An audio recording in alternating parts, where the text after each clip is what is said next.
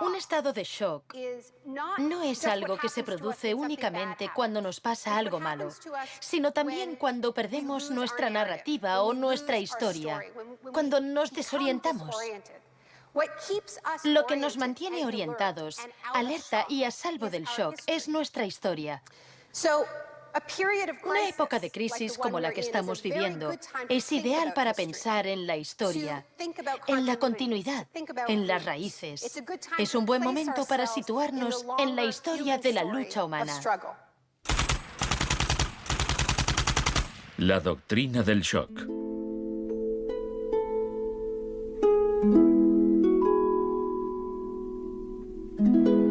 Todo empezó el 1 de junio de 1951, cuando representantes de agencias de inteligencia occidentales se reunieron en secreto con profesores universitarios en el Hotel Ritz-Carlton de Montreal. Como resultado de esta reunión, el ejército financió una investigación sobre el aislamiento sensorial en la Universidad de McGill.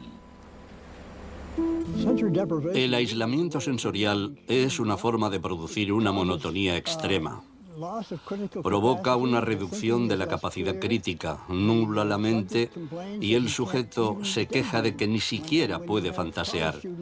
Y cuando un estudiante universitario no es capaz de fantasear, mal asunto. Mientras experimentábamos, empecé a creer que quizá algo que causara incomodidad o incluso dolor sería más tolerable que las condiciones de aislamiento que estudiábamos.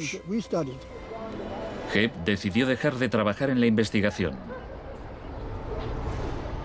No tenía idea, cuando lo propuse, del arma tan terrible, tan potencialmente terrible que podía llegar a ser. Este es nuestro momento, nuestra oportunidad. Pero los experimentos continuaron bajo las órdenes del ambicioso jefe de psiquiatría, el Dr. Ewen Cameron. Su trabajo iba mucho más allá que el nuestro. Nosotros dejábamos muy claro que el sujeto podía marcharse en el momento en que quisiera, y algunos se iban. Los pacientes de Cameron no tuvieron tanta suerte. El Allen Memorial Institute, donde trabajaba, empezó a parecer una macabra cárcel donde Cameron llevaba a cabo experimentos extraños con sus pacientes de psiquiatría. Quería borrarles la mente, dejársela en blanco, para reprogramarlos desde cero.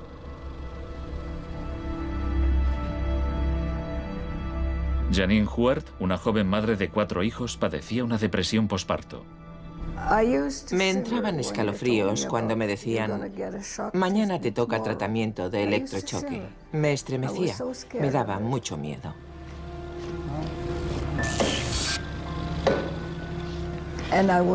Despertaba en otra habitación, totalmente confundida y triste. Y me quedaba muy afligida después. Iba por ahí caminando como una zombie.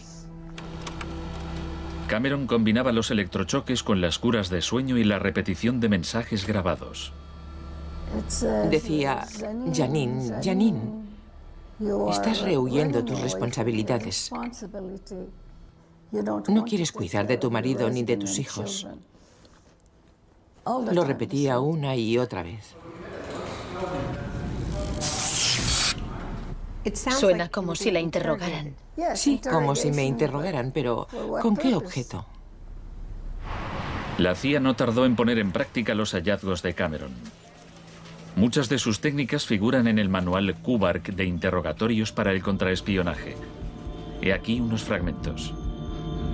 Es una tesis central del manual que estas técnicas son, en esencia, métodos para provocar la desviación de la personalidad. Hay un intervalo, que puede ser muy breve, de animación suspendida, una especie de shock psicológico o parálisis. Los interrogadores expertos reconocen este efecto cuando se da y saben que desde ese momento el sujeto está mucho más abierto a la sugestión, mucho más dispuesto a obedecer que justo antes de sufrir el shock. El otro Dr. Shock.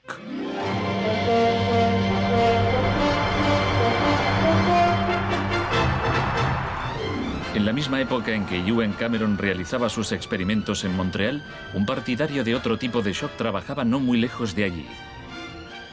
Milton Friedman era profesor de economía en la Universidad de Chicago. Creía que la terapia de shock económico impulsaría a las sociedades a aceptar un capitalismo más puro y desregulado. En octubre de 2008, durante la mayor crisis financiera desde 1929, Naomi Klein acudió a la Universidad de Chicago para hablar de Milton Friedman. Cuando Milton Friedman cumplió 90 años, la Casa Blanca de Bush organizó una celebración en su honor y todos pronunciaron discursos, incluido George Bush, pero el mejor fue el de Donald Rumsfeld. Mi cita favorita de ese discurso de Rumsfeld dice así: Milton es la encarnación de una realidad, la de que las ideas tienen consecuencias. La tesis que sostengo es que el caos económico que ahora mismo impera en Wall Street, en la América Media y en Washington deriva de muchos factores, por supuesto, pero que entre ellos están las ideas de Milton Friedman. El crack de 1929 en Wall Street desencadenó la Gran Depresión de los años 30.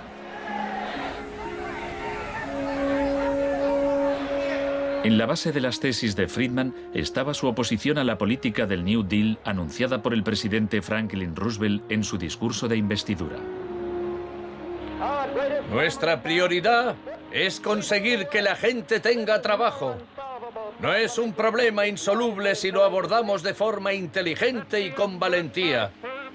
Quiero expresar mi firme creencia de que no debemos temer a nada, excepto al miedo en sí. Influido por el economista John Maynard Keynes, Roosevelt puso en marcha un programa de empleo público para que la gente volviera a trabajar. Hoy la depresión no es más que un vago recuerdo. Millones de hombres y mujeres han encontrado trabajo y por consiguiente seguridad y esperanza. No fue tan sencillo. La depresión duró hasta la Segunda Guerra Mundial, pero después el Plan Marshall generalizó el modelo regulador e intervencionista de Keynes en Europa.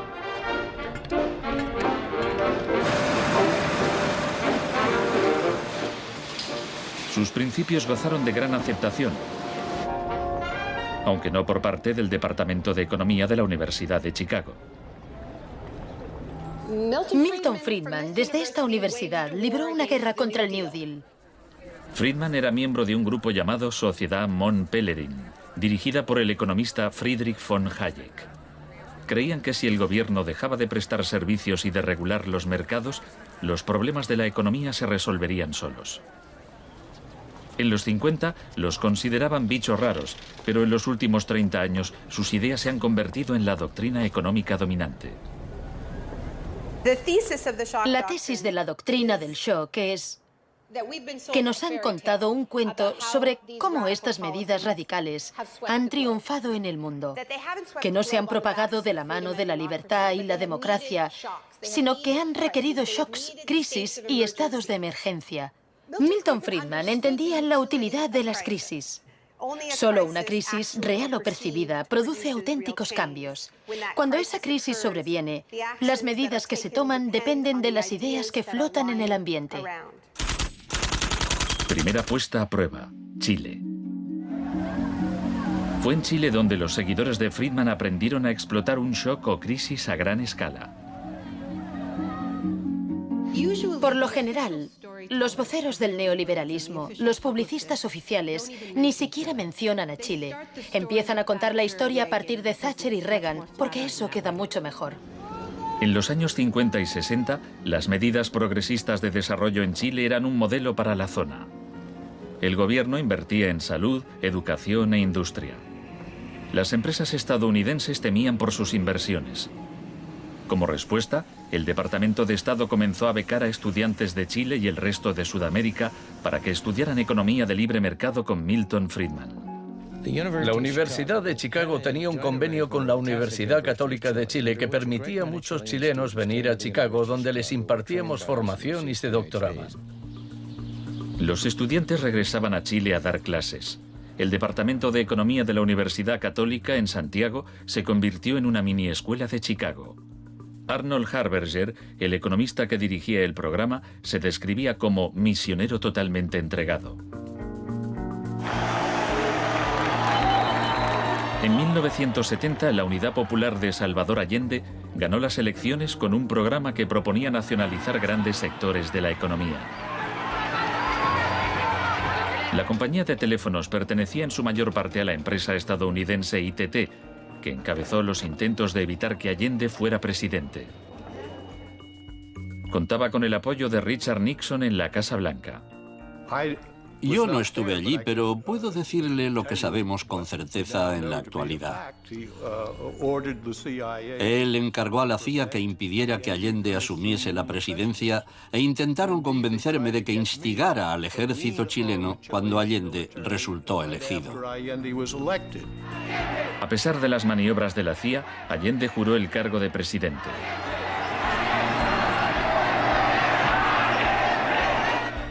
Richard Nixon ordenó al director de la CIA que hiciera gritar a la economía. El señor Nixon es presidente de Estados Unidos y yo soy presidente de Chile. Yo no tendré un término despectivo contra el señor Nixon mientras el señor Nixon respete al presidente de Chile. Comenzó a fraguarse un golpe militar. Los Chicago Boys chilenos se pusieron a trabajar en un programa económico de 500 páginas llamado El Ladrillo. Con dinero de Estados Unidos se hizo todo lo posible por desestabilizar la economía.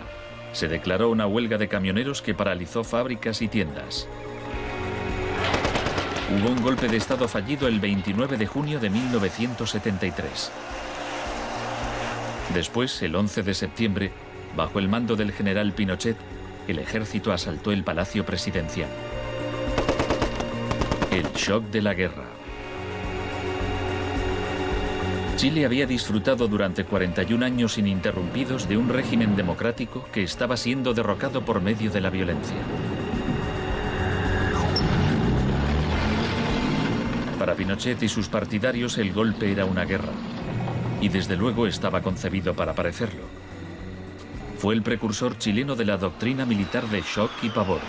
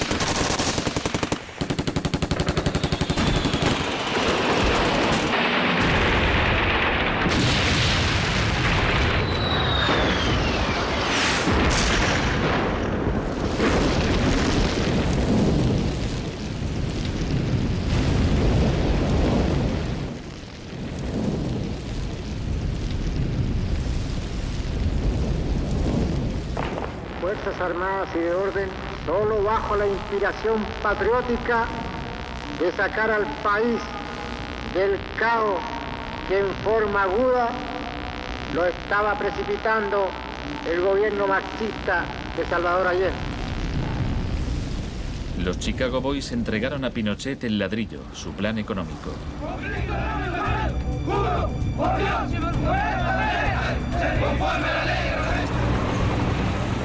Los días siguientes, más de 13.000 opositores fueron detenidos y encarcelados.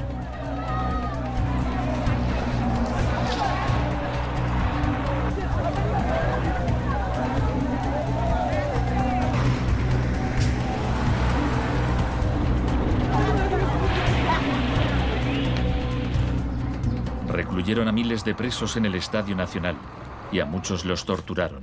El mundo fijó su mirada en Chile. ¿Cuántas personas? Más de 10.000 personas, como 10.000 hay.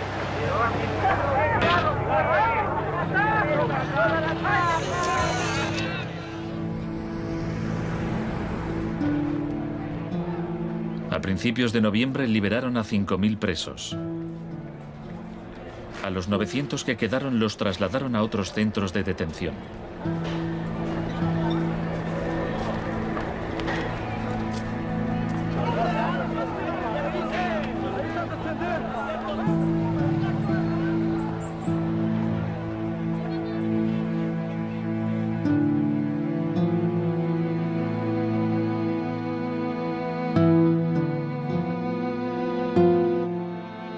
Menos de un mes después, la FIFA dejó a Chile jugar una eliminatoria para el Mundial de Fútbol en ese mismo estadio.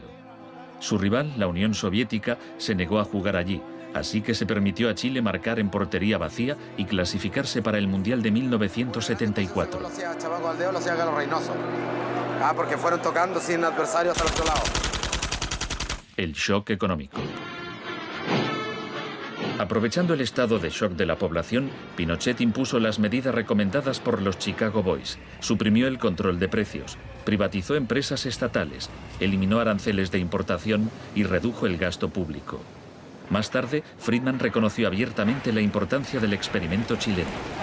Se trataba del primer caso en que un avance hacia el comunismo daba paso a un avance hacia el libre mercado.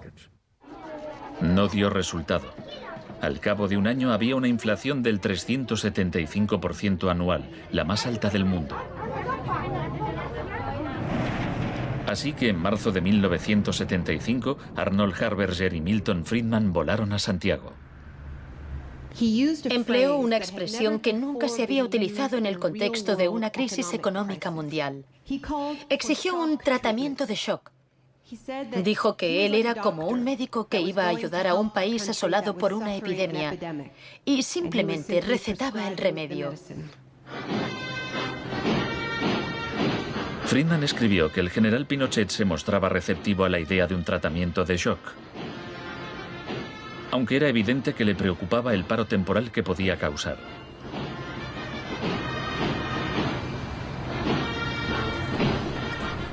Pronto quedó claro que la política económica de Friedman favorecería a los ricos a costa de los pobres.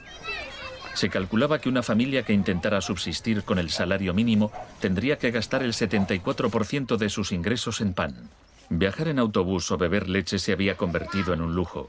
Pinochet acabó con la distribución gratuita de leche en las escuelas, disposición similar a la polémica medida que había tomado la joven ministra de Educación británica que más tarde sería su amiga.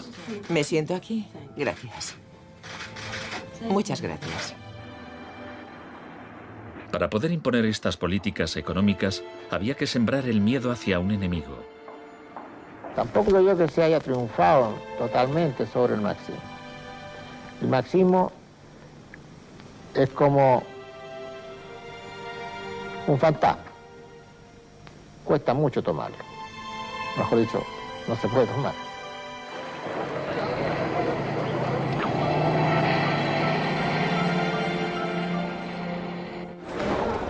Según Friedman y Harberger, la economía de libre mercado era indisociable de la libertad y la democracia.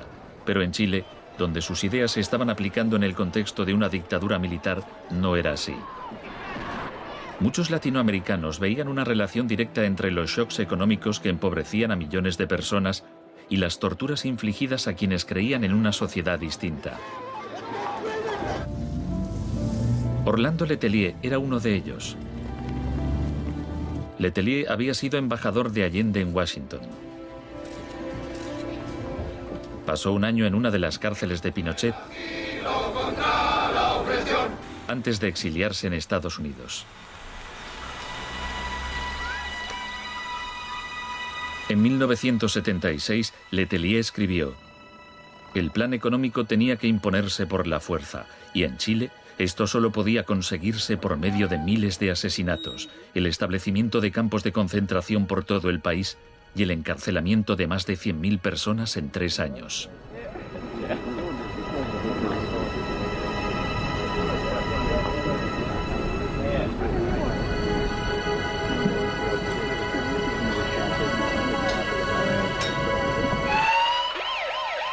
Antes de que pasara un mes, Letelier murió en un atentado con coche bomba. Buenas tardes. Una potente explosión ha destrozado un coche que circulaba por el normalmente tranquilo Embassy Road de Washington. El chileno era Orlando Letelier, ministro de Exteriores durante los últimos meses del régimen marxista del difunto Salvador Allende. Damos paso a Richard Roth. Michael Townley, miembro de la policía política secreta de Pinochet, estaba detrás del atentado. Había entrado en Estados Unidos con pasaporte falso y la CIA estaba al corriente de ello. Michael, buenas noches. Buenas noches, Pablo. La opinión del Poder Judicial chileno, ¿hay confianza en él? Mire, yo confío plenamente en la justicia chilena, como patriota y luchador antimarxista y juntista por sobre todas las cosas. Pese a su confianza, Townley fue extraditado a Estados Unidos y condenado por el asesinato de Letelier. Pinochet gobernó Chile como dictador durante 17 años. Pero en una entrevista en que se sinceraba, Harberger seguía negándolo. Un gobierno represivo no puede durar mucho tiempo en el marco de un sistema de auténtica libertad económica. El año del asesinato de Orlando Letelier se le concedió a Friedman el Premio Nobel de Economía. Saben, tienen una idea totalmente deformada de lo que pasó. Les explicaré un par de cosas. En primer lugar, universidades chilenas me ofrecieron 2 títulos honoríficos antes de que yo viajara allí. Rehusé aceptarlos porque dichas universidades se financiaban en parte con fondos públicos y yo no quería dar en ningún caso la impresión de que apoyaba el régimen político de Chile. No soy representante de Chile, no soy asesor de Chile, ni tengo responsabilidades para con el gobierno de Chile.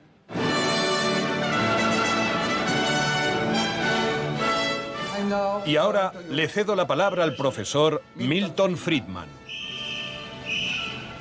Friedman, vete a casa. Friedman, vete a casa.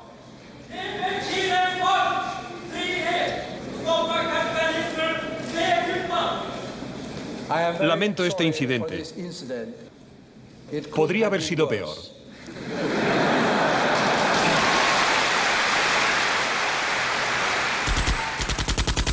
La revolución se propaga. El propósito de la doctrina del shock es contar una historia alternativa de cómo esa oleada salvaje de capitalismo puro e incontrolado que estamos viviendo llegó a dominar el mundo. Chile no fue el único país de Sudamérica que adoptó las políticas de la Escuela de Chicago. Los seguidores de Friedman ocupaban cargos clave en Brasil y asesoraban el gobierno de Uruguay. Entonces, el 24 de marzo de 1976, un golpe militar derrocó al gobierno de Isabel Perón en Argentina. Una junta de 3 generales tomó el poder bajo el mando del general Videla. Los Chicago Boys accedieron a puestos económicos relevantes en el gobierno militar. Aprovecharon la oportunidad para introducir importantes reformas económicas y sociales. Un año después del golpe, los sueldos habían perdido el 40% de su valor, se cerraban fábricas y la pobreza se disparó. Como en Chile, hubo que aterrorizar al pueblo para que aceptara estas medidas económicas. Videla aprendió de la experiencia de Pinochet. Adoptó la táctica de hacer desaparecer personas. Para equilibrar el terror público y privado, llevaban a cabo los secuestros en plena luz del día y después siempre podían negarlos.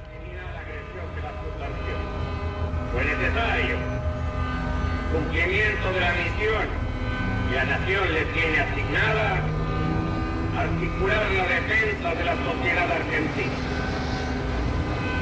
Las reglas de esta guerra no convencional, que no buscamos ni provocamos, son distintas. Muchas de las técnicas empleadas por los militares chilenos y argentinos las habían aprendido en la Escuela de las Américas, dirigida por Estados Unidos. Enseñaban técnicas de tortura. Violar a la víctima, desnudarla, herirla con objetos punzantes, romperle extremidades, sacarle los ojos, marcarla a fuego. En Latinoamérica hay regímenes que violan hoy en día los derechos humanos. Practican asesinatos políticos, torturas, deportaciones, encarcelamientos sin juicio, que son técnicas aprendidas en este centro. Quizás sea así. Si me dice que lo que enseñamos aquí se ha llevado a la práctica, no se lo negaré. El uso de la tortura contra un soldado enemigo conocido para obtener algún tipo de ventaja militar me parece justificable y acertado. Ir más allá, utilizar las técnicas de tortura solo para intimidar a la gente, es un grave error, poco ético e inmoral. Pero en Argentina y Chile estas técnicas no solo se emplearon con soldados o terroristas, sino con estudiantes y sindicalistas, con todo aquel que se opusiera a la política de libre mercado del régimen.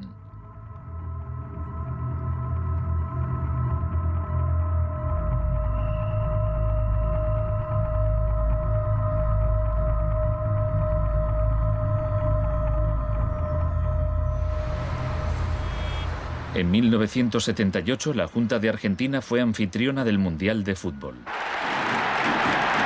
La final se jugó en un estadio que estaba aproximadamente a 1 kilómetro del mayor centro de detención del país, donde había miles de presos en cámaras de tortura. Decir que con los goles, con el grito de gol, se tapaba la voz de los secuestrados, los gritos de los secuestrados, era una realidad.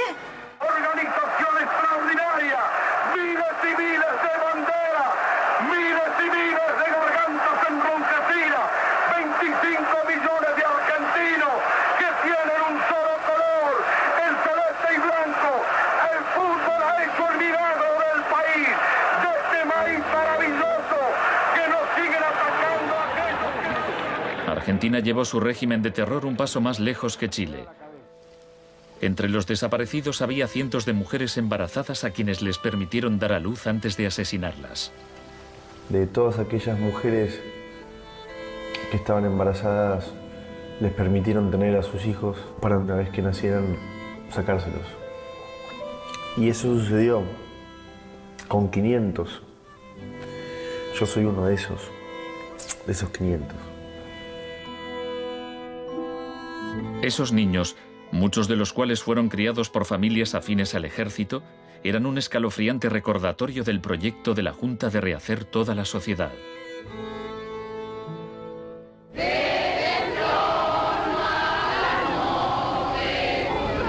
Cuando la Junta aún detentaba el poder, un grupo de madres y abuelas de desaparecidos empezaron a protestar en la Plaza de Mayo.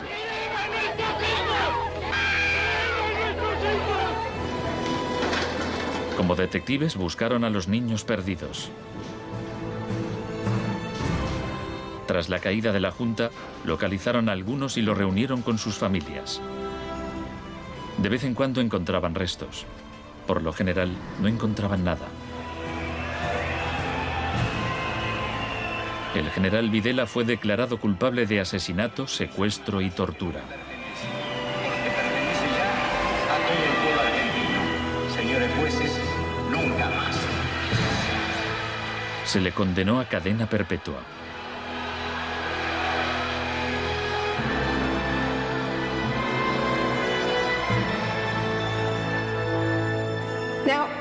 Estos primeros experimentos en Latinoamérica plantearon a Friedman y a sus acólitos un serio problema ideológico. Friedman había prometido que sus medidas no solo enriquecerían aún más a la élite, sino que crearían la sociedad más libre posible, que aquella era una guerra contra la tiranía, que el capitalismo y la libertad iban juntos. Sin embargo, vemos que en los 70 los únicos países que ponían en práctica esas ideas eran dictaduras militares. Nixon había dado todo su apoyo a la imposición de ese liberalismo brutal por parte de las dictaduras sudamericanas. En cambio, el caso de la política económica dentro de Estados Unidos, donde Nixon se estaba jugando la reelección, era harina de otro costal. La Escuela de Chicago y el mundo anglosajón. Friedman mantenía una relación cordial con Nixon. Varios de sus colegas y discípulos de la Escuela de Chicago obtuvieron cargos en el gobierno. Entre ellos Donald Rumsfeld. Con la ayuda de Dios. Enhorabuena. Gracias. En 1971, en plena depresión económica, Nixon dejó a un lado las ideas de Friedman e instauró una política de control de precios y salarios. Puso a Rumsfeld al cargo. Es en esencia una cuestión de oferta y demanda. Hace tiempo que me opongo al control de salarios y precios. Creo que implica la injerencia del gobierno en la libertad individual y me parece intolerable. La política keynesiana tuvo éxito y Nixon salió reelegido con una victoria aplastante. Fue un duro golpe para Friedman. Más tarde, en 1979, Margaret Thatcher fue elegida primera ministra en Gran Bretaña. Su gurú intelectual era el viejo mentor de Milton Friedman, Friedrich von Hayek. Poco más de un año después, Ronald Reagan ganó las elecciones presidenciales de Estados Unidos. Ahora, tanto Gran Bretaña como Estados Unidos estaban en manos de friedmanitas declarados. El programa con que Margaret Thatcher llegó al poder se basaba en 4 puntos: recortar el gasto público, bajar los impuestos, reducir el número de empresas estatales o paraestatales, desregular la industria e introducir una política monetaria moderada y estable para combatir la inflación. Durante sus primeros 3 años en el poder, el paro se duplicó en ciertos sectores, lo que provocó oleadas de huelgas. El índice de popularidad de Thatcher cayó hasta el 25%. Estallaron disturbios en las principales ciudades británicas. Hasta los admiradores de Thatcher albergaban ciertas dudas. Los resultados económicos de la administración Thatcher son desiguales.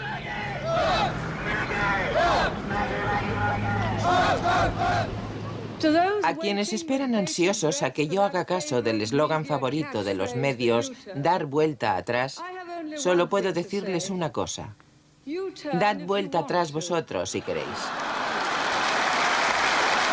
La dama no es partidaria de ello. Friedrich von Hayek instó a Thatcher a adoptar las políticas de shock económico de Pinochet. Ella replicó: en Gran Bretaña, con sus instituciones democráticas y su necesidad de un alto grado de consenso interno, algunas medidas tomadas en Chile son del todo inaceptables. La enorme impopularidad de Thatcher demostraba una vez más que el fundamentalismo del libre mercado era demasiado impopular y perjudicaba directamente a demasiada gente como para sobrevivir en un sistema democrático que requería el consentimiento de los gobernados, a diferencia de una dictadura militar. Lo que sacó a Thatcher del abismo y salvó finalmente el proyecto fue una crisis, la crisis suprema, de hecho, una guerra. Estamos aquí porque, por primera vez en muchos años, un territorio de soberanía británica ha sido invadido por un país extranjero. El gobierno ha decidido que un importante destacamento zarpe en cuanto se hayan ultimado todos los preparativos. El acorazado Invincible irá en cabeza. La mayoría de los británicos ni siquiera había oído hablar de las Malvinas, pero cuando Argentina invadió el pequeño archipiélago a miles de kilómetros de distancia, en el Atlántico Sur, Thatcher aprovechó la ocasión para hacer honor al apodo Dama de Hierro. Caballeros, me dicen que la bandera blanca ondea sobre Stanley. La guerra terminó menos de 3 meses después. Cuando las tropas regresaron al Reino Unido, las celebraciones patrióticas inundaron el país. Thatcher ganó las elecciones de 1983 por amplia mayoría. Esto le permitiría aplicar una forma de terapia de shock económico como la impuesta en Chile.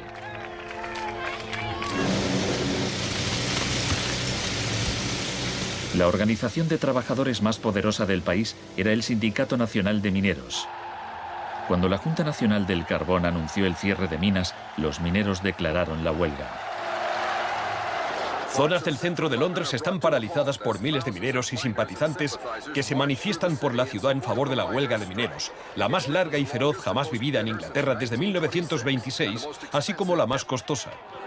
La huelga duró casi un año. Thatcher empleó todos los medios a su disposición para acabar con el sindicato.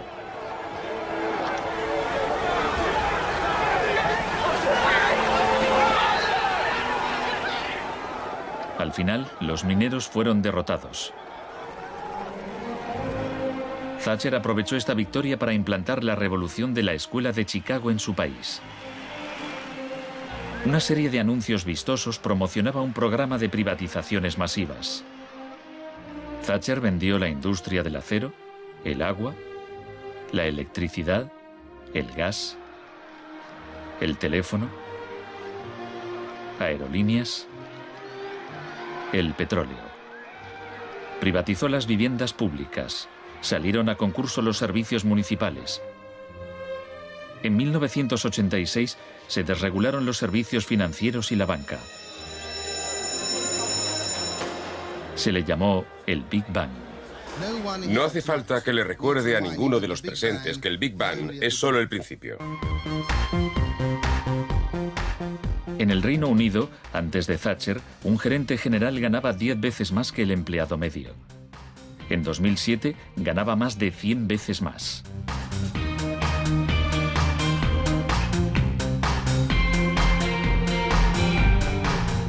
En Estados Unidos, antes de Reagan, los gerentes generales ganaban 43 veces más que el empleado medio. En 2005 ganaban más de 400 veces más. Friedman reconocía abiertamente que Thatcher y Reagan estaban haciendo mucho por difundir la doctrina de la Escuela de Chicago en el mundo. Por aquí, señor Reagan. He pensado que debía colocarse aquí. La coincidencia en el tiempo de los mandatos de Thatcher y Reagan fue sumamente importante para la aceptación pública en todo el mundo de un enfoque distinto de la política económica y monetaria. Muchas gracias. Voy a describirles un plan y una esperanza a largo plazo. Que el avance de la libertad y la democracia relegue al marxismo-leninismo al basurero de la historia, tal como ha hecho con otras tiranías que coartan la libertad e impiden que la gente se exprese. Más allá del telón de acero. Todos conocemos el cuento de hadas sobre la caída del comunismo. Occidente, con Reagan y Thatcher al mando, parecía tan próspero a los ojos de la gente del bloque comunista que ésta a su vez empezó a exigir medidas radicales de libre mercado. En realidad no sucedió así. Es cierto que quienes vivían oprimidos por el autoritarismo comunista querían la democracia de verdad y que querían poder ir a comprar tejanos y a comer Big Macs. Eso es cierto. Pero eso no significa que aspiraran al capitalismo salvaje con oligarcas descontrolados y sin protecciones sociales, que acabó por instaurarse en tantos países del bloque del Este que aún lo padecen hoy en día. Thatcher había hecho lo posible por socavar el poder de los sindicatos en el Reino Unido, pero en 1988 viajó a Polonia para ofrecerle su apoyo al sindicato Solidaridad. Se trata del proceso para pasar de donde están ahora a donde quieren estar. Como consecuencia de las huelgas en Polonia, se permitió a Solidaridad participar en las elecciones de junio de 1989, lo que a su vez desencadenó oleadas de manifestaciones en toda Europa del Este.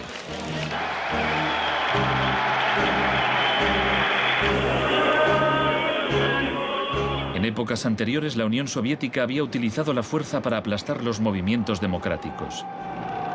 Pero ahora la URSS tenía un líder distinto, Mikhail Gorbachov, impulsor de la Glasnost y la Perestroika. Hablaba de una tercera vía, de una transición gradual hacia una socialdemocracia a la escandinava, algo a medio camino entre el capitalismo de libre mercado y el comunismo. Gorbachov cautivó al público y los políticos de Occidente. Es un líder audaz, decidido y valiente. Ante la mirada de Gorbachov, los viejos regímenes comunistas se desmoronaron uno a uno.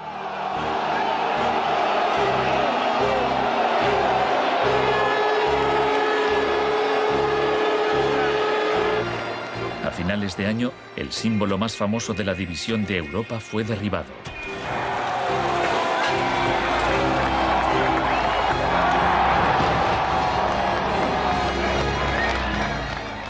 Para Friedman y los Chicago Boys, se abrieron las puertas de todo un mundo nuevo.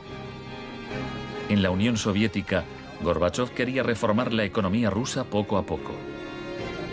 En 1991, Gorbachov asistió como invitado a la cumbre del G7 en Londres. Esperaba obtener apoyo financiero para sus reformas económicas graduales. Sin embargo, le dijeron que o aceptaba la terapia de shock radical o no le concederían ayudas. ¿Qué tal, señor presidente? ¿No está demasiado cerca? El mes siguiente se produjo un intento de golpe de Estado contra él. Miembros del sector duro del Partido Comunista pusieron a Gorbachov bajo arresto domiciliario en su casa de veraneo de Crimea. Los tanques rodearon la Casa Blanca, el Parlamento ruso.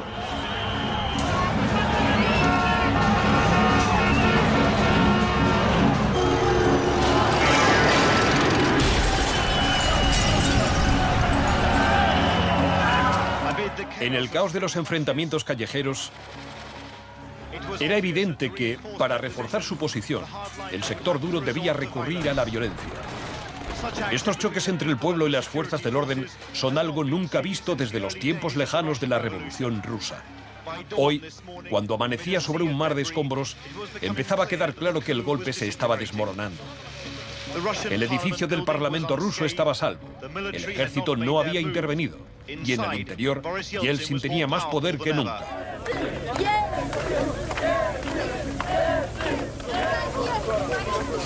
Fue un momento estelar para Yeltsin.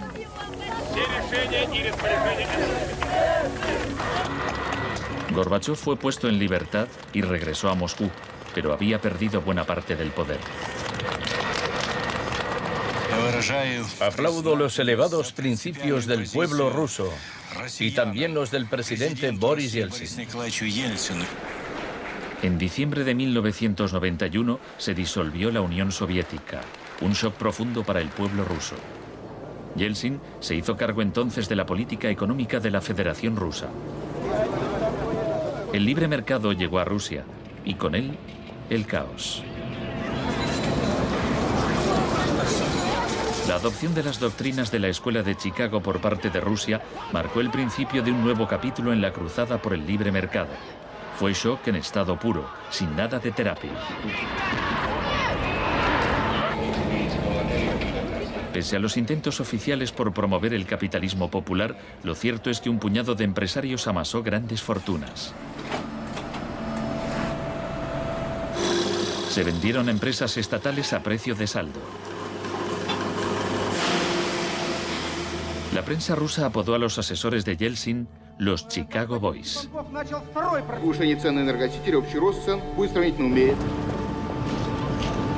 Gracias a la terapia de shock de Yeltsin, en 1992 los rusos consumían un 40% menos que en 1991. Un tercio de la población había caído en la pobreza y la gente tardaba meses en cobrar su sueldo. Según las predicciones de un experto, 140 millones de rusos pronto vivirán bajo el umbral de la pobreza. La corrupción era generalizada y el crimen organizado se disparó. Moscú se convirtió en el nuevo salvaje oeste.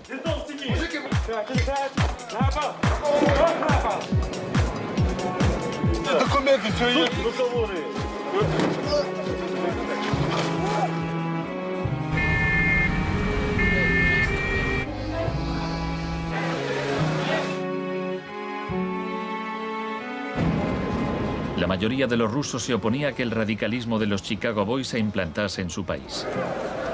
En marzo de 1993, el Parlamento tomó una decisión crucial. Votó a favor de retirarle a Yeltsin los poderes especiales que le había otorgado. Yeltsin instauró un régimen especial. El Tribunal Constitucional lo declaró ilegal.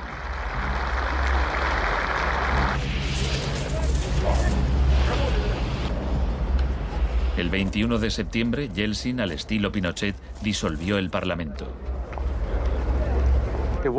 A partir de hoy quedan suspendidas las funciones legislativas, administrativas y de control del Parlamento de la Federación Rusa.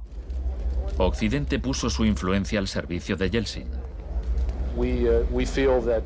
Creemos que Boris Yeltsin es la mayor esperanza para la democracia en Rusia. 2 días después, el Parlamento votó a favor de destituir a Yeltsin por 636 votos a 2. Miles de partidarios del Parlamento se congregaron frente a la Casa Blanca e intentaron tomar la televisión.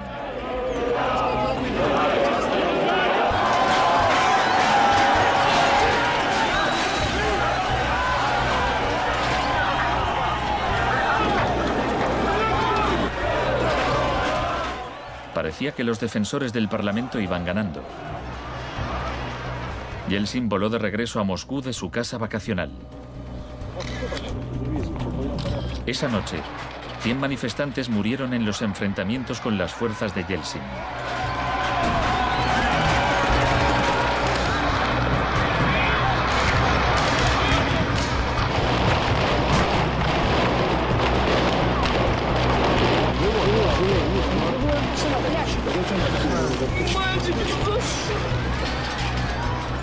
El 4 de octubre, Yeltsin ordenó al ejército que atacara la Casa Blanca y bombardeara el mismo edificio que él había defendido 2 años antes. ¿No lo entendéis? ¡Son asesinos!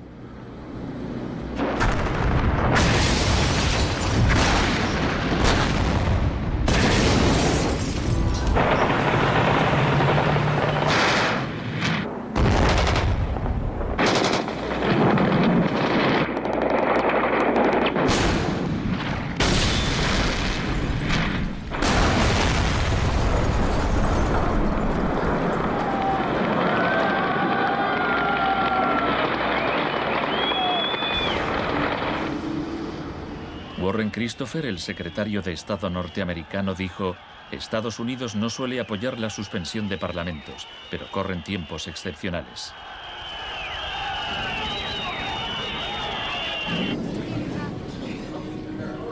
Yeltsin había conseguido el poder absoluto. Asesorado por sus Chicago Boys, practicó un capitalismo de amigotes.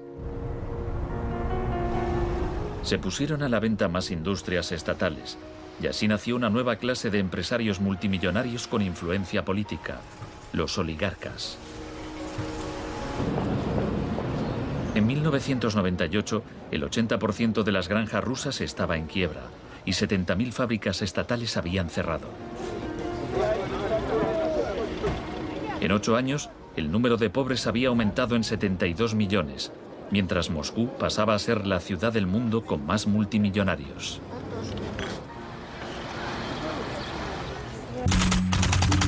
Un nuevo enemigo.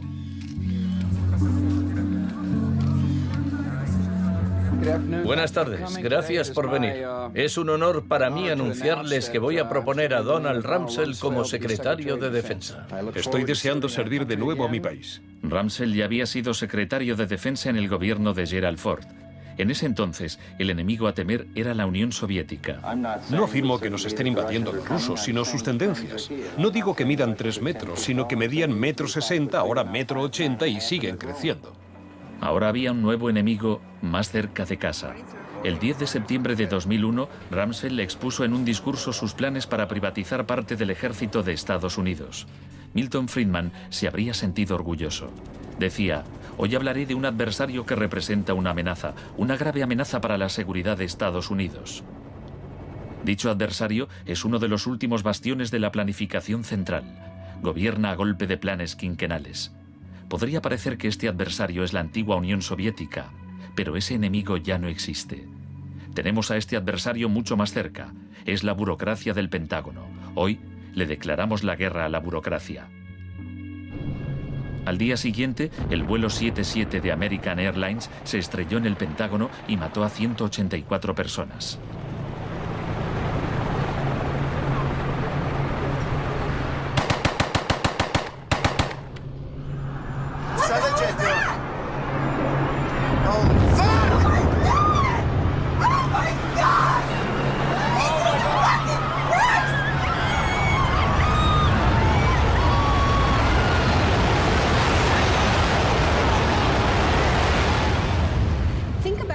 En la sensación de la gente tras los atentados.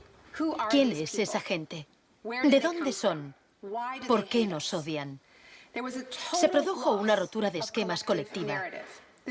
No vivíamos en el mundo en que creíamos vivir. Y nuestros líderes no dejaban de repetir que todo aquello que creíamos entender antes del atentado ya no era vigente. Se acuñó una nueva frase, mentalidad pre-11S. Lo que ocurrió en ese momento fue que surgieron teorías nuevas por arte de magia sobre un choque de civilizaciones. De pronto, ese era el mundo en que vivíamos. Resultó que había un eje del mal y que estábamos librando una guerra contra el terrorismo. Esta guerra abstracta e imposible de ganar ha tenido enormes consecuencias económicas. Antes de 2001, la seguridad nacional apenas podía considerarse una industria. Hoy en día es más importante que las industrias del cine y la música juntas. Entre el 11 de septiembre de 2001 y el año 2006, el Departamento de Seguridad Nacional pagó $130.000 millones a contratistas privados. Este es el complejo del capitalismo del desastre, una nueva economía basada en el miedo. Será una batalla monumental entre el bien y el mal. La guerra contra el terrorismo, primera parte. La mejor defensa contra el terror es una ofensiva global contra él, allí donde esté. La primera fase de esta guerra fue el bombardeo de Afganistán.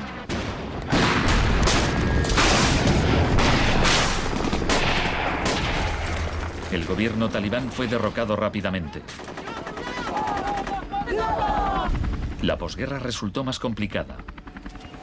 Nuestra lucha contra el terrorismo empezó en Afganistán, pero no acaba allí. Buscamos sobre todo detenidos que nos sirvan para extraerles información.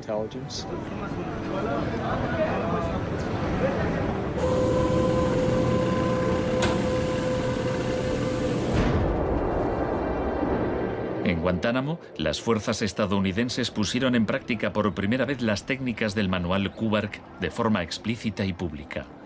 Oficialmente aprobadas por la Casa Blanca, fueron mostradas abiertamente por televisión en todo el mundo. El aislamiento, tanto físico como psicológico, debe mantenerse desde el instante de la captura. La capacidad de resistir se ve reducida por la desorientación. Los presos deben guardar silencio en todo momento y jamás se les debe permitir hablar entre sí.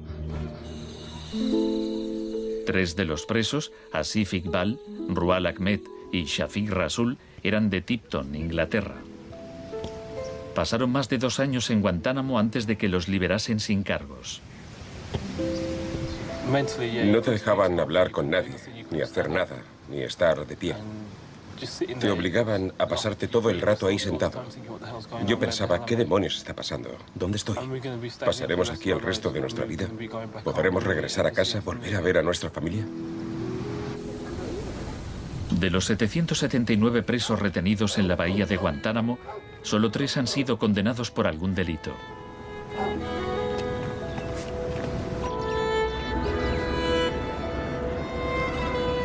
Lo único que sé a ciencia cierta es que son mala gente. Era un mensaje para todo el mundo, un mensaje muy claro.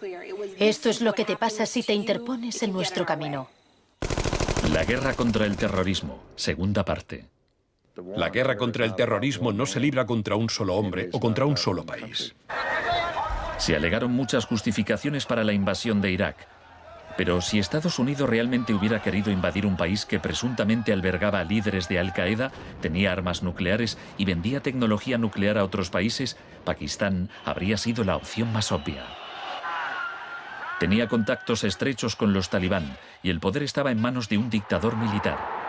En cambio, George Bush eligió como objetivo Irak, el país con la tercera mayor reserva de petróleo del mundo.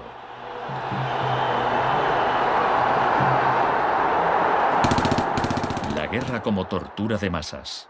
Los planes de guerra del Departamento de Defensa no son como los de la Guerra del Golfo. Están más en la línea de la invasión de Panamá de 1989. Según ha podido saber la CBS, se iniciará en el llamado Día con A de ataques aéreos, ataques tan devastadores que hará que los soldados de Saddam no puedan ni quieran oponer resistencia. La idea es que el bombardeo sea tan intenso que produzca, en palabras textuales, shock y pavor. Si el Pentágono se ciña a su plan de guerra actual, en un día de marzo, la aviación y la armada lanzarán entre 300 y 400 misiles de crucero contra objetivos en Irak, más que en los 40 días que duró la primera guerra del Golfo. Será un ataque de una magnitud nunca antes vista, nunca antes prevista.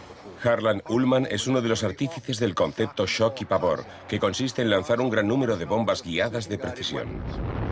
Esto produce un efecto inmediato, como el de las bombas nucleares de Hiroshima. No es cuestión de días o de semanas, sino de minutos.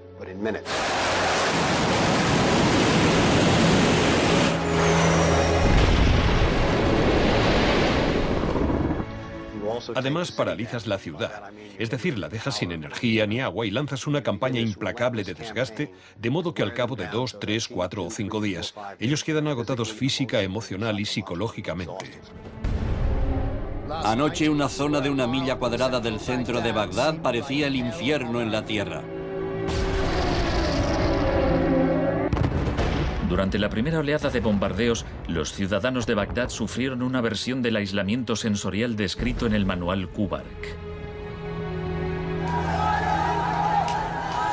En el caos que siguió a la caída de Saddam Hussein, Estados Unidos hizo poco por impedir los saqueos.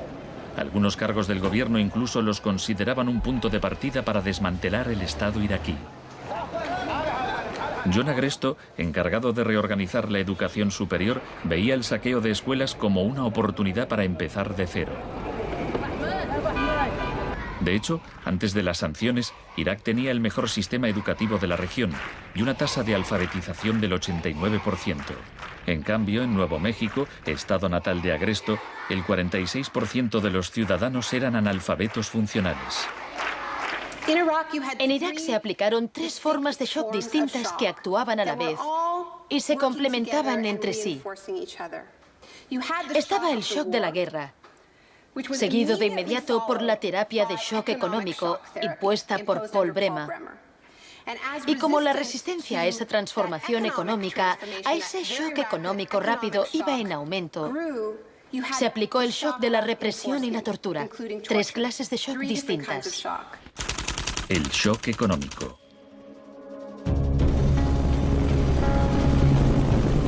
En mayo de 2003, Paul Bremer fue nombrado enviado presidencial de Estados Unidos a Irak. 2 semanas después de su llegada, declaró el país listo para los negocios. Creemos que la coalición cuenta con una autoridad lo bastante amplia para decidir el rumbo de la economía iraquí. Bremer sabía poco sobre Irak, pero mucho sobre el capitalismo del desastre. Había fundado la Crisis Consulting Practice en los inicios del boom de la seguridad nacional. Hoy es un día muy importante en Bagdad. Bremer dedicó los primeros 4 meses a aprobar medidas clásicas de la Escuela de Chicago. Rumsfeld aseguraba que Irak tenía unas de las leyes fiscales y de inversión más avanzadas y atractivas del mundo libre. Una de las primeras disposiciones de Bremer fue despedir a 500.000 empleados públicos. Se trataba en parte de un acto de desbaazificación, pero reducir el gobierno era también algo muy friedmanita. Se prometieron fondos para la reconstrucción. Nuestra inversión en el futuro de Afganistán e Irak es el mayor compromiso de estas características desde el Plan Marshall. En realidad, era justo lo contrario. Mientras que el fin del Plan Marshall era impulsar la industria europea, la ayuda a Irak se invirtió en empresas de Estados Unidos. Los pocos iraquíes que consiguieron empleo estaban al final de una serie de subcontratistas.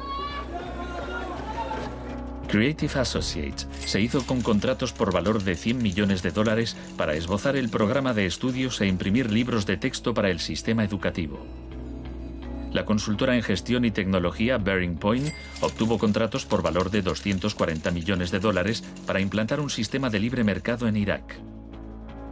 RTI, con sede en Carolina del Norte, logró contratos por $466 millones para asesorar sobre la instauración de la democracia en Irak. Y a Halliburton se le adjudicaron contratos de coste más incentivos por $20.000 millones. Parsons recibió $186 millones para construir 142 clínicas sanitarias. Solo se terminaron 6. El suministro básico de electricidad y agua apenas mejoró, pese a los miles de millones que se gastaron durante los primeros 4 años. Vamos a triunfar aquí y cuando lo consigamos habremos hecho algo importante, no solo para 25 millones de iraquíes, sino para favorecer los intereses occidentales en la región. Hasta los nuevos billetes iraquíes se imprimían en el extranjero. Les mostraré un ejemplo de estos billetes. Estados Unidos incluso llegó a pagar a empresas privadas para que supervisaran a las empresas privadas que habían logrado contratos.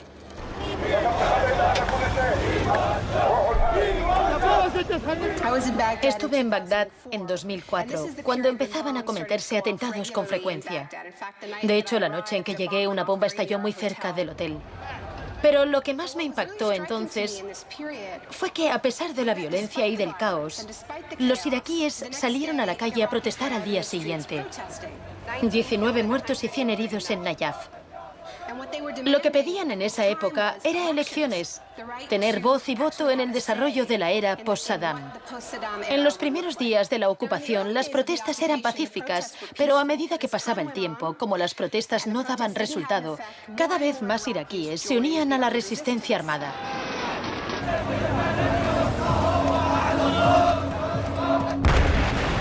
La violencia se descontroló.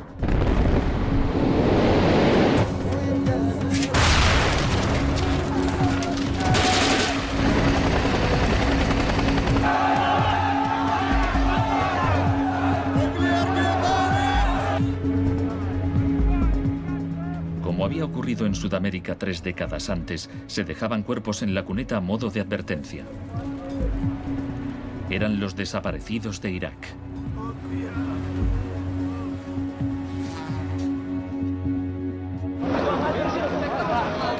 Se tomaron medidas extremadamente agresivas para aplastar a la oposición.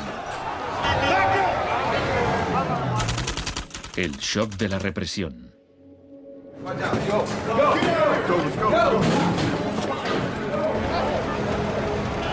Durante los primeros 3 años y medio de la ocupación, se capturó a 61.500 iraquíes.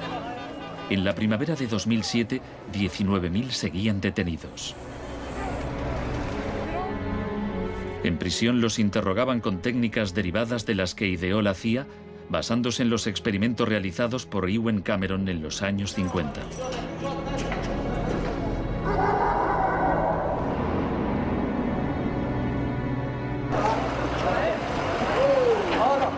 Según la Cruz Roja, altos cargos del ejército estadounidense admitieron que entre el 70 y el 90% de las detenciones en Irak fueron errores.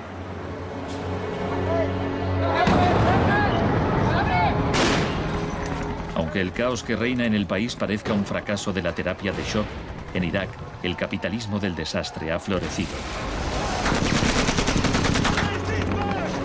El desastre en sí era una buena oportunidad para hacer negocio.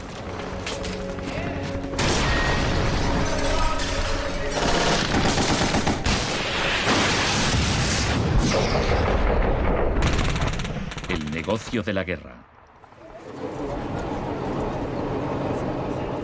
El gasto militar de Estados Unidos prácticamente se ha duplicado desde 2001. Se acerca a los 700.000 millones de dólares al año. Ya en 1961, el presidente Eisenhower, que no era precisamente de izquierdas, advirtió del peligro de un ejército demasiado poderoso. La conjunción de una estructura militar inmensa y de una gran industria de armamento es algo nuevo en la historia de Estados Unidos.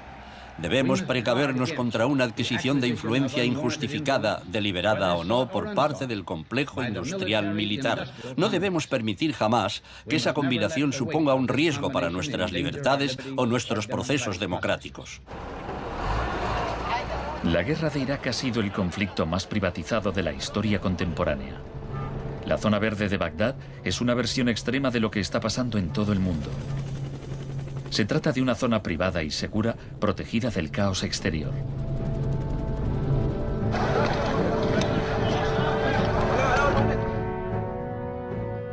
En 1991, durante la Primera Guerra del Golfo, por cada 100 soldados había un contratista militar.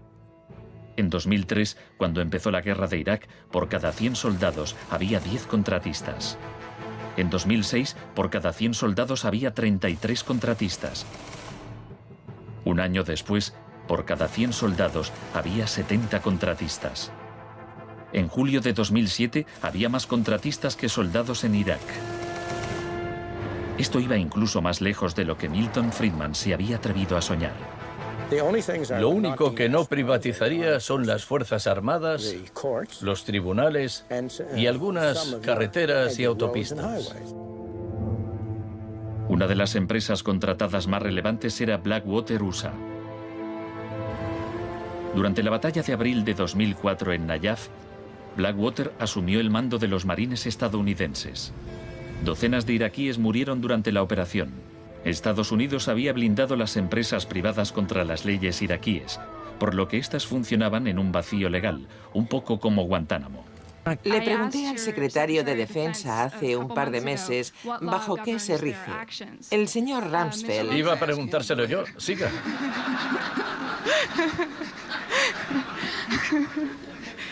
¡Socorro! Iba...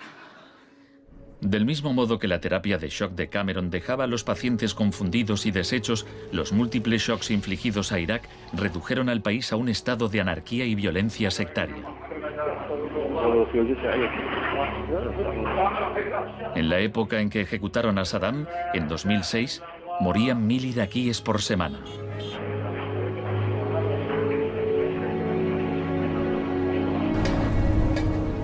En abril de 2007, la Agencia de la ONU para los Refugiados calculaba que 4 millones de personas habían tenido que abandonar su hogar. Cientos de miles de iraquíes habían muerto. Creo que los historiadores escribirán con toda claridad que hicimos algo extraordinario y noble aquí.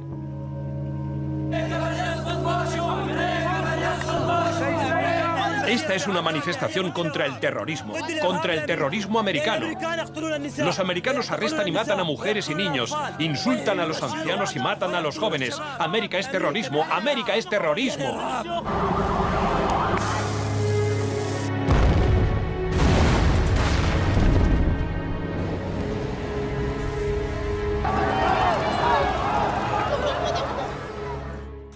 Un mundo de zonas verdes y rojas. Cuando el huracán Katrina llegó a Nueva Orleans en agosto de 2005, el mundo presenció horrorizado una especie de apartheid del desastre. Quienes tenían recursos se marcharon de la ciudad, mientras decenas de miles de desfavorecidos tuvieron que quedarse prácticamente sin ayuda del Estado. Fui a Nueva Orleans cuando la ciudad todavía estaba inundada y descubrí que lo que había visto en Irak se repetía, no en un periodo de posguerra, sino después de un terrible desastre natural. Milton Friedman murió en 2006. La última recomendación que hizo sobre política oficial aparece en un artículo que publicó en el Wall Street Journal 3 meses después del Katrina. Dice, la mayor parte de las escuelas de Nueva Orleans están en ruinas y también las casas de los alumnos. Los niños se han dispersado por todo el país. Es una tragedia y también una oportunidad para introducir reformas radicales en el sistema educativo. Proponía privatizar completamente los colegios de la ciudad. Era su canto del cisne.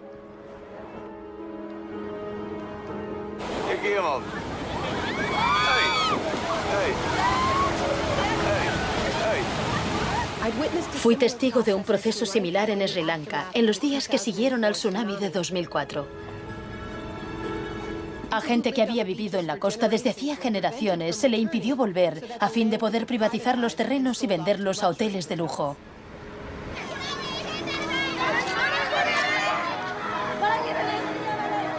Justo a esto me refiero con la expresión doctrina del shock, al saqueo sistemático del sector público después de un desastre, cuando la gente está demasiado ocupada haciendo frente a la emergencia, a sus problemas diarios, para proteger sus intereses.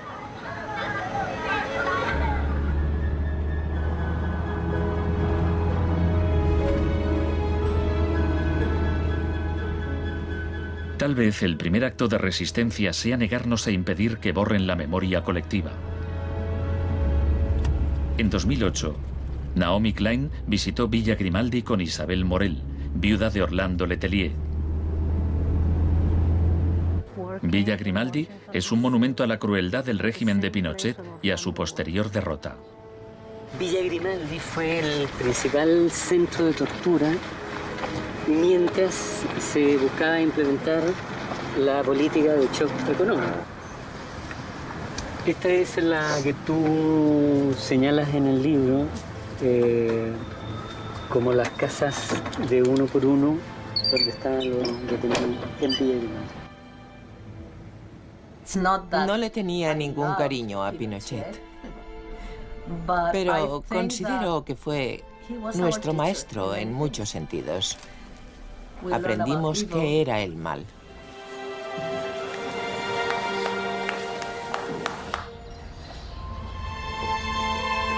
En 1988, Pinochet fue detenido cuando se encontraba en Londres. Su vieja aliada, Margaret Thatcher, permaneció a su lado. Sé lo mucho que le debemos.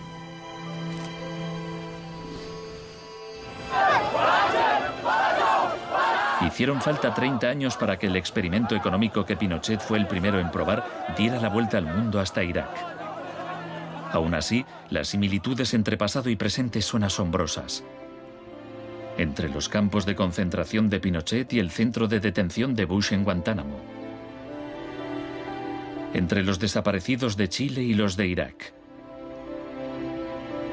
entre los experimentos de Ewen Cameron y las torturas infligidas a los presos de Abu Ghraib. Ha llegado nuestro momento, nuestra ocasión. Borró todo el pasado. Por eso aplicaba electrochoques. Borraba el pasado del paciente e implantaba ideas nuevas. Pero Janine resistió.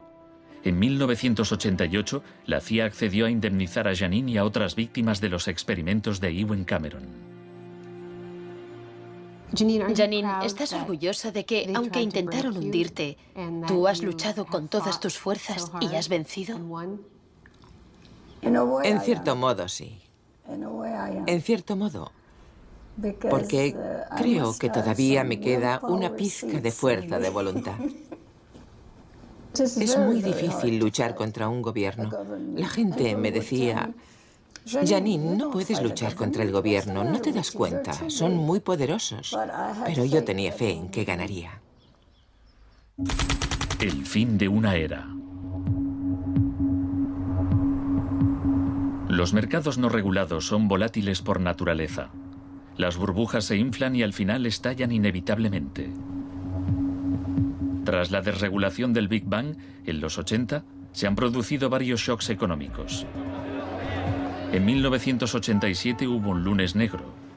Los mercados se desplomaron de forma espectacular. Fue el mayor derrumbe porcentual ocurrido en un mismo día en la historia de la bolsa. En 1992 hubo un miércoles negro cuando los especuladores de divisas hicieron fortunas apostando contra la libra. En 1997 estalló la crisis asiática. En un año, 600.000 millones de dólares se perdieron en las bolsas de Asia.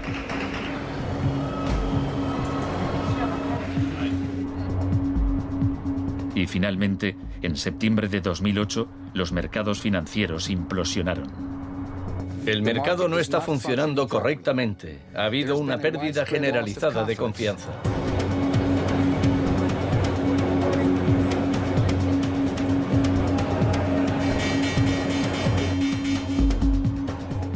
El 15 de septiembre, Lehman Brothers se acogió al capítulo 11 de la Ley de Quiebras.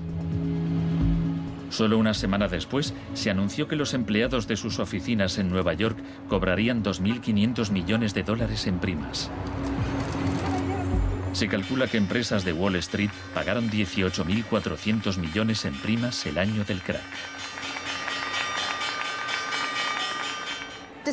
Pese al torrente de retórica populista de quienes dicen plantar cara a los peces gordos y defender a los ciudadanos sencillos y no a Wall Street, nos encontramos ante una transferencia de riqueza de proporciones incalculables. Se está transfiriendo riqueza del sector público, de las manos del gobierno, que la ha recaudado de la gente de a pie en forma de impuestos, a manos de las empresas y los individuos más ricos del mundo. Huelga decir que son los mismos individuos y empresas responsables de la crisis. Nos encontramos en medio de un tsunami crediticio imprevisible. He encontrado un fallo cuyo alcance y duración ignoro, pero es algo que me tiene muy inquieto. En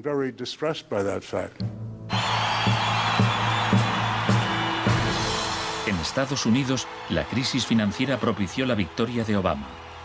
El país quería cambiar de rumbo. ¡Hola, Chicago!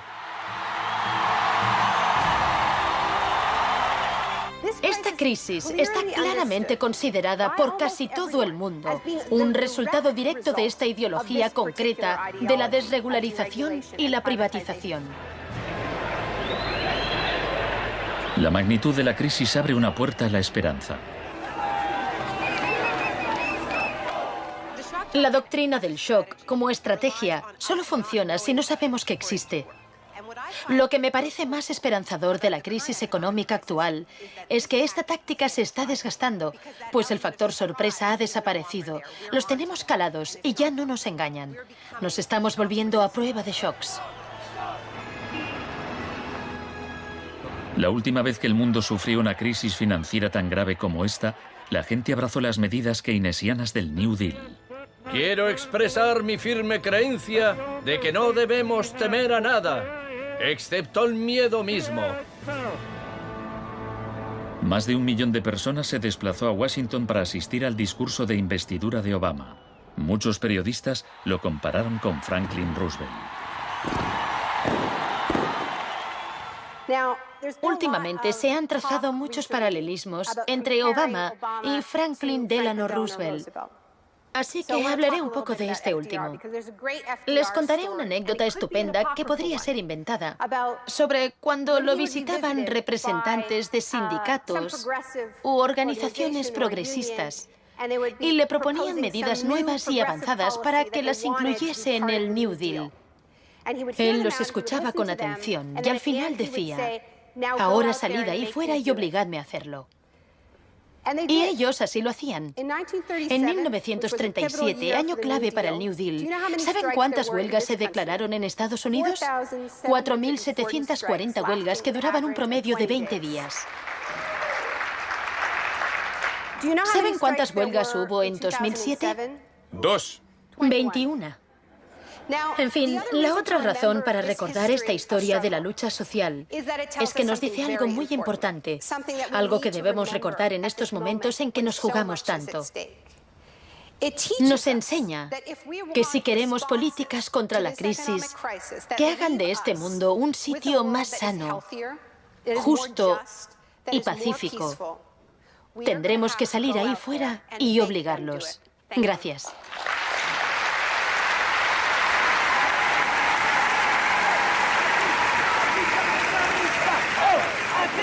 ¡Aquí, capitalista!